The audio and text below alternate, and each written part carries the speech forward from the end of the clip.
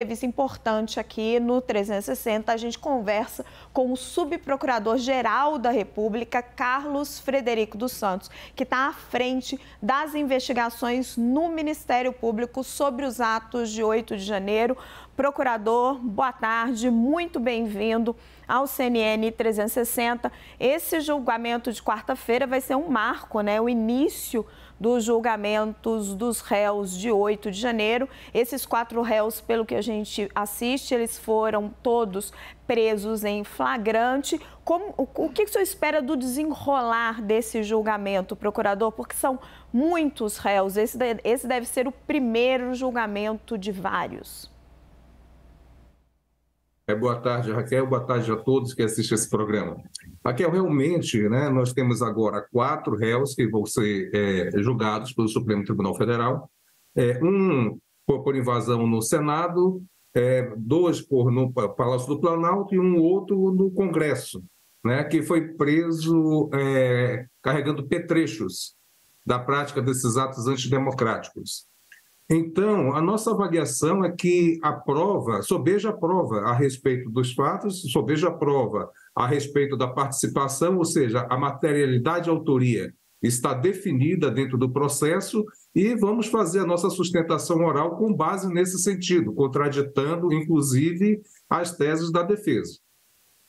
Que teses que o senhor pretende contraditar, procurador? Aquelas que foram levantadas pelas testemunhas, que eles também arrolaram igual a nossa, e também no depoimento do réu, ou seja, no interrogatório. O interrogatório é uma peça de defesa dentro do processo. Certo. Thaís Arbex conosco.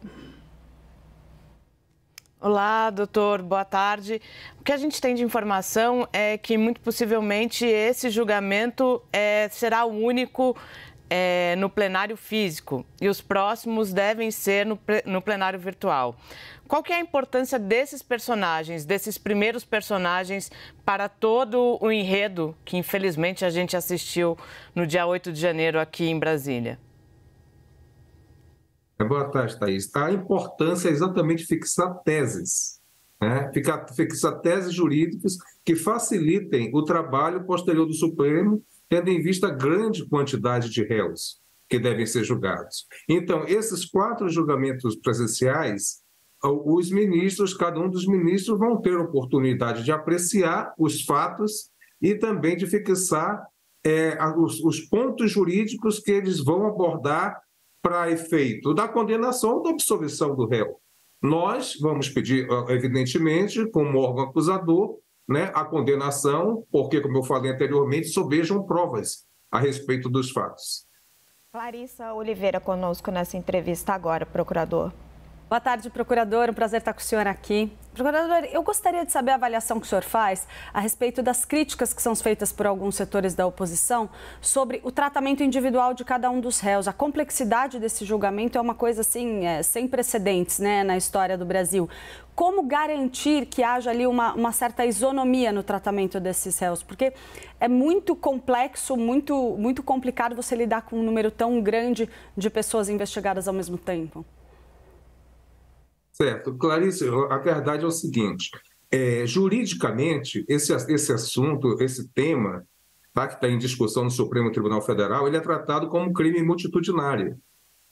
Então, crime multitudinário não importa a prática em si que cada um fez, mas sim da turba, do grupo, daqueles que invadiram o Congresso. Então, o resultado final é que importa, imputar aquele grupo, aquela multidão, por isso que é chamado de multitudinário, que praticou o crime. Mas isso não quer dizer que nós não estamos apreciando individualizadamente, tá, as provas produzidas pela defesa. Tá?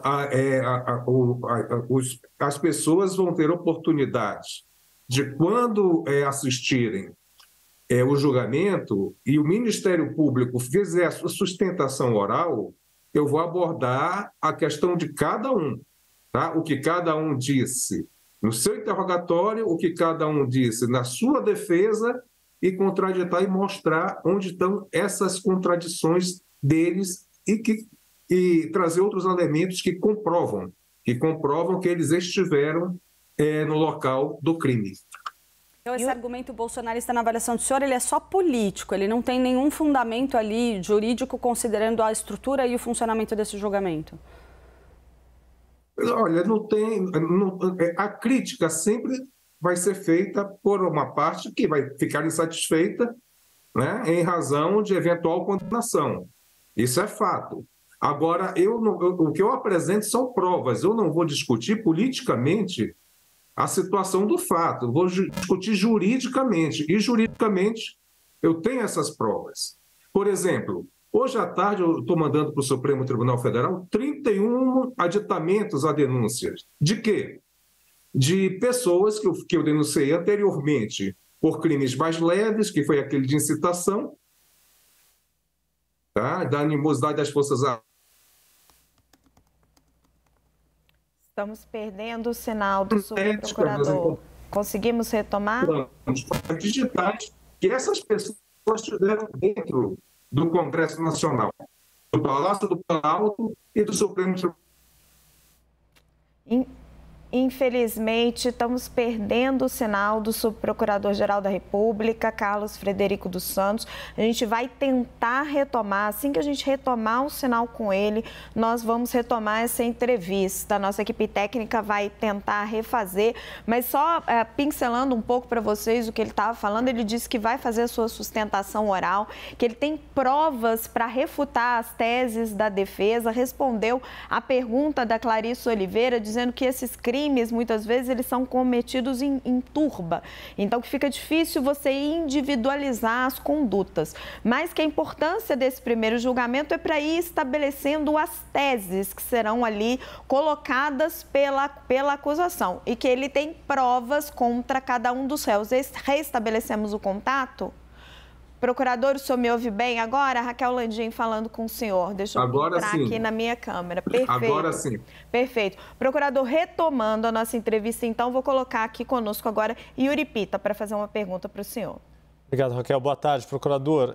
Não dá para ignorar o contexto em que a Procuradoria está agora, de uma sucessão, ou pelo menos de um novo mandato a começar. Queria ouvir do senhor o quanto uma eventual troca no comando da Procuradoria-Geral da República pode ter de influência na condução desses trabalhos ou não, ou se esse trabalho vai seguir independentemente de seja reconduzido o Procurador-Geral Augusto Aras ou seja escolhido outro nome para ocupar o lugar dele.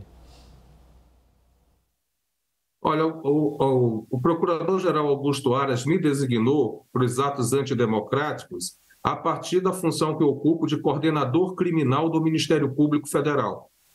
Então, eu tenho a delegação do Procurador-Geral para funcionar nesses atos, né? Havendo um outro Procurador-Geral, nós temos que ver a forma que ele pensa, como vai desenvolver essas atividades dos atos antidemocráticos, logicamente.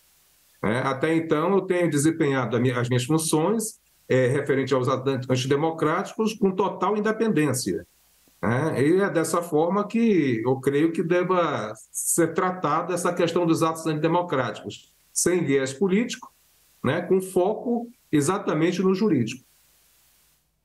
Nós conversamos com o Subprocurador-Geral da República, Carlos Frederico dos Santos. Subprocurador, eu sei que o seu horário está apertado, então agradeço muito a sua presença aqui no CNN 360.